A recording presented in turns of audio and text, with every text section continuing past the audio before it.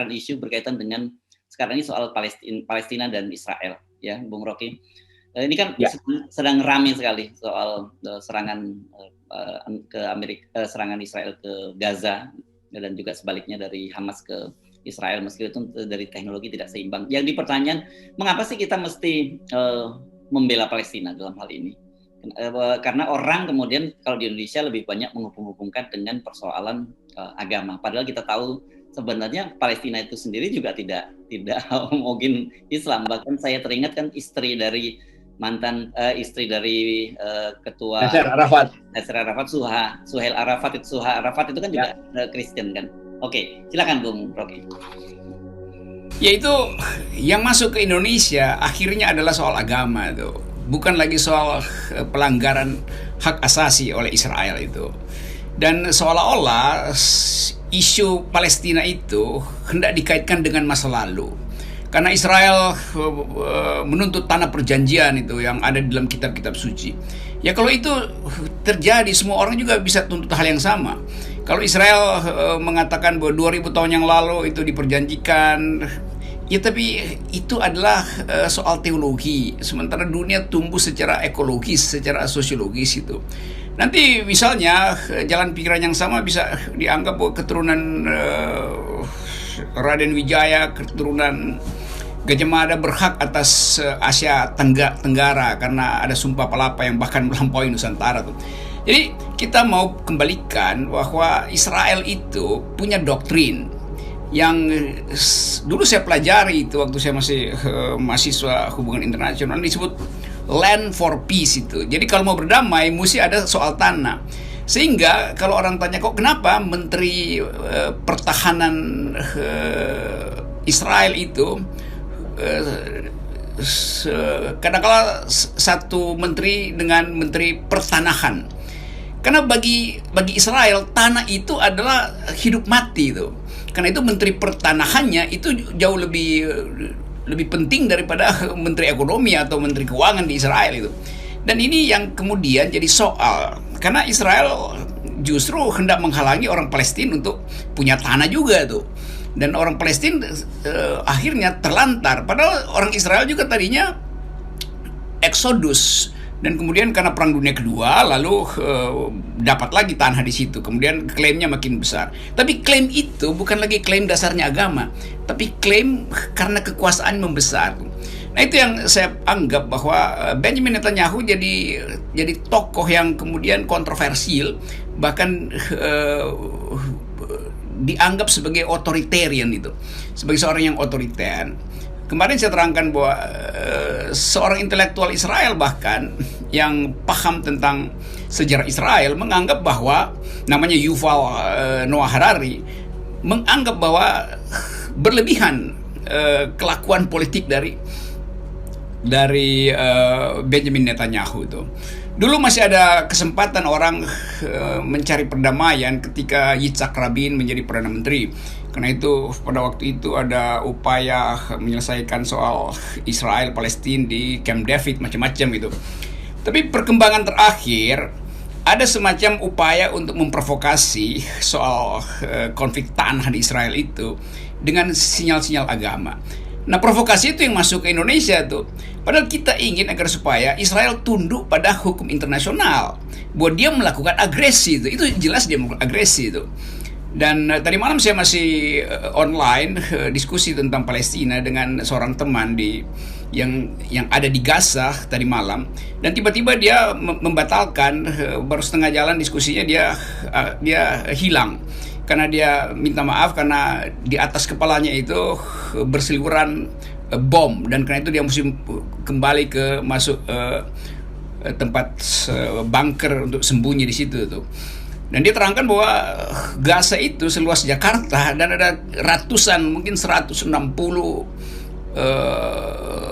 F-16 ada di atas Gaza itu, F-16 Israel tuh. Ya, lalu kita tuh. Dan pejuang Palestina bahkan nggak mampu untuk tandingi itu. Lalu mereka bikin layang-layang yang diberi api sehingga menghalau F-16 dengan layang-layang. Jadi kita lihat bagaimana Israel memanfaatkan teknologi mutakhir melawan Palestina yang kewalahan lalu pakai teknologi yang paling tradisional dan paling murah itu, yaitu layang-layang yang dibekali dengan api itu untuk menghalau jet-jet tempur Israel.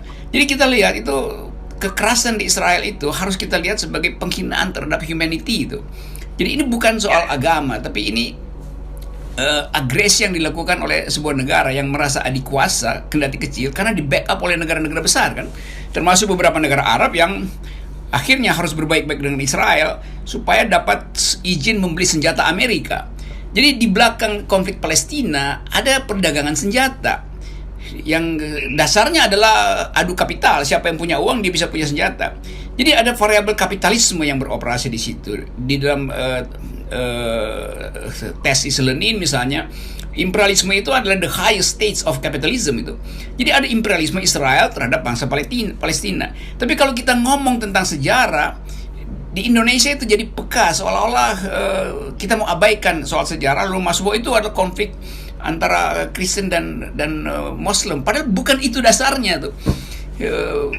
Pemerintahan banyak warga Kristen di Israel yang juga menganggap bahwa pemerintahan Netanyahu itu berbahaya karena bisa mengundang kekerasan yang akan diturun-temurunkan tuh. Jadi kita mesti lihat sebetulnya ini betul-betul adalah perang yang disulut oleh ambisi Israel tuh. Jadi nggak ada urusan dengan masa lalu agama apalagi itu. Ya. Dan kalau kemudian kita lihat sejarahnya, sebenarnya mereka ini sepupu kan antara orang Yahudi dengan orang Arab ini kan, ya, di masa lalu. Ya, jadi itu satu peradaban di Eufrat Tigris yang sebetulnya itu persahabatan aja yang kemudian karena peristiwa Perang Dunia Kedua lalu menimbulkan problem perebutan wilayah di situ tuh. Lalu muncul sponsor-sponsor kapitalis yang berupaya untuk menguji senjata di Timur Tengah. Jadi semua variabel mesti kita taruh di situ untuk membaca politik Timur Tengah atau papan catur Timur Tengah. Ya. Nah, ini tadi ada udah menyinggung persoalan konflik Kristen dan Islam. Itu yang terjadi di Indonesia. Padahal di sana terjadi adalah Arab dengan Yahudi gitu ya. Dan kemudian antara kemanusiaan, antara pembela hak asasi manusia dengan rezim yang menindas kemanusiaan. Dan di Israel sendiri kan ada juga faksi-faksi yang anti-Zionis gitu, yang juga tidak sepakat dengan langkah-langkah yang dilakukan oleh pemerintahan Netanyahu sekarang ini. Ya, banyak betul. Sebetulnya partai kiri Israel itu dasarnya adalah anti-Sionis tuh, karena mereka pro tentang keadilan, terutama kaum pekerja itu. Dan kalau dianggap itu soal agama, loh, pemikir-pemikir utama Yahudi itu banyak yang ateis. Karl Marx juga mengkritik agama itu. Novel Harari mengkritik agama, penemu-penemu sains juga mengkritik agama. Jadi bukan soal agama di situ tuh. Kita mesti kembalikan pada setiap kekuasaan yang berlebih dia akan obsesif gitu kan. Nah, bahwa ada backup Amerika itu karena pertimbangan geopolitik. Bahwa kemudian negara-negara kan aneh, beberapa negara Arab yang moderat justru pro Israel kan. Padahal itu Islam itu. Karena kepentingan politik. Jadi kita mesti pahami itu tuh, supaya tidak berimbas ke Indonesia seolah-olah itu soal hidup mati, soal agama tuh. Dan kita terhubung lagi dengan kasus di Poso yang kemudian menjadi soal agama, karena yang tertewas di Poso adalah warga Kristen. Tapi kita mesti anggap bahwa itu adalah kejahatan yang harus dihukum, siapapun pelakunya tuh. Dan negara mesti terangkan bahwa soal kata teroris kan di dunia ini kata teroris sudah mulai dihilangkan. Orang pakai istilah sekarang itu kriminal, yang betul-betul kejahatan extraordinary itu, supaya kita hilangkan. Kalau disebut teroris itu pasti Muslim. Padahal memang orang hanya ingin melihat pertentangan itu dengan basis agama, karena itu yang paling enak untuk lakukan kawan lawan, yang di dalam analisis filsafat politik dari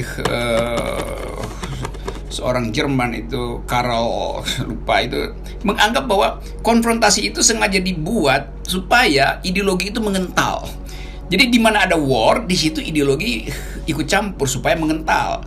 Ideologi agama paling mudah mengental.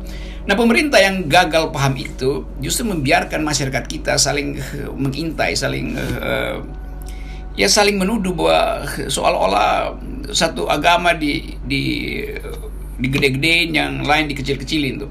Nah, keadaan ini yang saya khawatirkan akan masuk ke dalam masyarakat Indonesia yang memang sedang peka-pekanya soal keadilan. Jadi kalau api itu menyambar ke Indonesia itu bukan karena agama, tapi karena ketidakadilan sosial, terutama di bidang ekonomi. Dan fakta itu yang akan dihubungkan bahwa oh ya itu ada minoritas yang menguasai kapital, ada mayoritas yang sebetulnya tercecer dalam keadilan.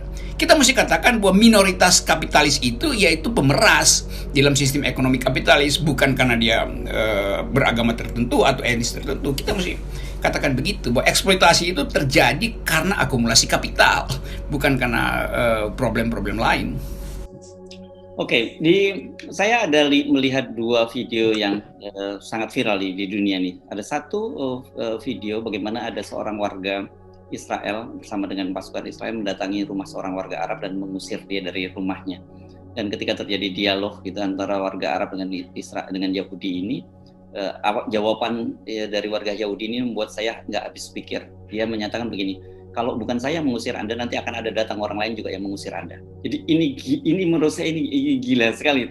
Dan satu lagi soal artis Gal Gadot ya, Gal Gadot yang menjadi bintang Wonder Woman itu juga sedang jadi kontroversi ini karena berkaitan pernyataan dia yang menyebut bahwa dia dilihat bahwa tidak sensitif dengan persoalan-persoalan kemanusiaan. Jadi soal-soal begini ini sebenarnya di dunia itu menjadi lebih mudah dilokalisir bahwa ini adalah persoalan kemanusiaan. Ini ada pelanggaran hak asasi manusia, ada hak warga Palestina untuk mempunyai negara yang direpresi oleh Israel. Nah, tetapi di Indonesia itu yang kita khawatir seolah-olah bahwa kalau yang membela Palestina itu Muslim, sementara yang kemudian mendukung Yahudi itu adalah non-Muslim. Dan itu realitasnya kalau kita lihat di media sosial seperti itu memang.